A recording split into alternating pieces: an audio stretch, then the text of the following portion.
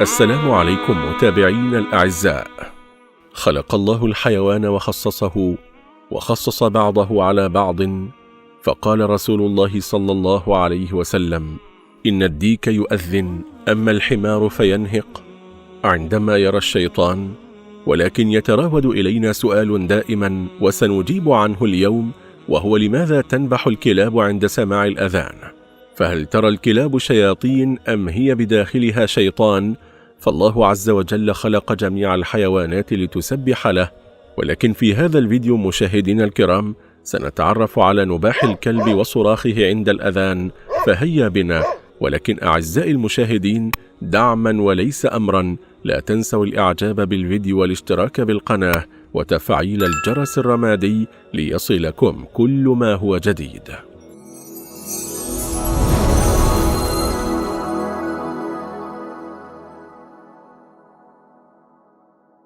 أمرنا النبي صلى الله عليه وسلم بالتعوذ بالله من الشيطان الرجيم عند سماع نباح الكلب وعند نهيق الحمير، لأنها ترى ما لا نرى. فقال صلى الله عليه وسلم: إذا سمعتم نباح الكلاب ونهيق الحمر بالليل فتعوذوا بالله، فإنهن يرين ما لا ترون، أي من الجن والشياطين، فإنهم مخصوصون بذلك دونكم أنتم يا بني آدم.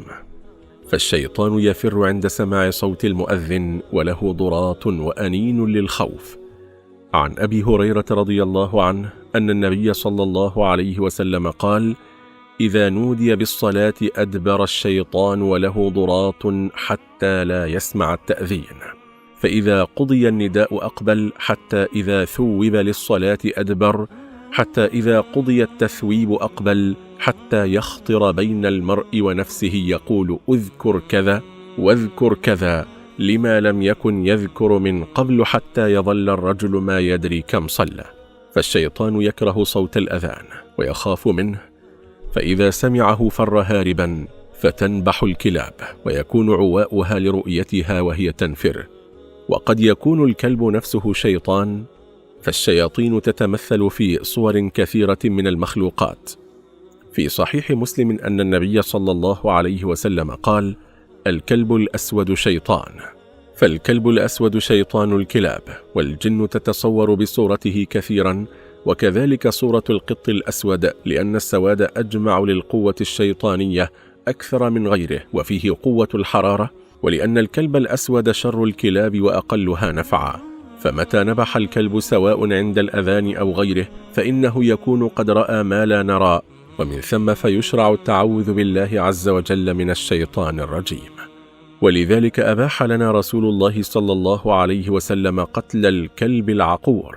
وجاء في حديث عبد الله بن مغفل قال: أمر رسول الله صلى الله عليه وسلم بقتل الكلاب، ثم قال: ما بالهم وبال الكلاب.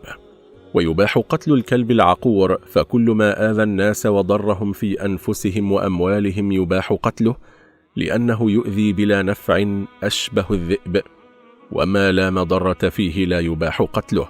وهناك رأي قال إن عواء الكلاب أثناء رفع الأذان ما هو إلا تسبيح لله، وقالوا إنه ثبت في محكم الكتاب أن جميع الكائنات تسبح بحمد الله تعالى، ولكننا لا نفهم كيفية ذلك التسبيح. قال الله تعالى: وإن من شيء إلا يسبح بحمده ولكن لا تفقهون تسبيحهم إنه كان حليما غفورا.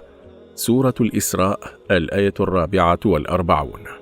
أي وما من شيء من المخلوقات إلا يسبح بحمد الله تعالى، ولكن لا تفقهون تسبيحهم، أي لا تفقهون تسبيحهم أيها الناس، لأنها بخلاف لغاتكم، وهذا عام في الحيوانات والجمادات والنباتات. وعليه فالواجب هو الإيمان بأن هذه الكلاب تسبح الله تعالى، ولكن الجزم بأن عواءها ذلك هو التسبيح، فذلك ما ليس لنا عليه دليل. وعلى كل فإننا لا نرى جواز ضربها على ذلك العويل.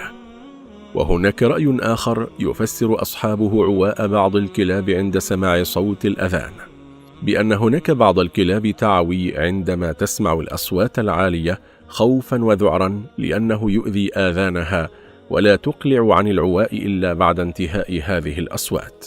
ولكن هناك سؤالا يتراود بشكل دائم، وهو أن نباح الكلب دليل على أنها رأت ملك الموت، وأن أحدا من ساكني هذا المكان سيموت. فالإجابة أن هذا لم يثبت بدليل شرعي من القرآن والسنة، ويدل لذلك ما في الحديث: من سمع نباح الكلب أو ونهاق الحمير فليستعذ بالله من الشيطان الرجيم، فإنهم يرون ما لا ترون. وفي حديث آخر: إذا سمعتم صياح الديكة فاسألوا الله من فضله فإنها رأت ملكا، وإذا سمعتم نهيق الحمير فتعوذوا بالله من الشيطان فإنه رأى شيطانا.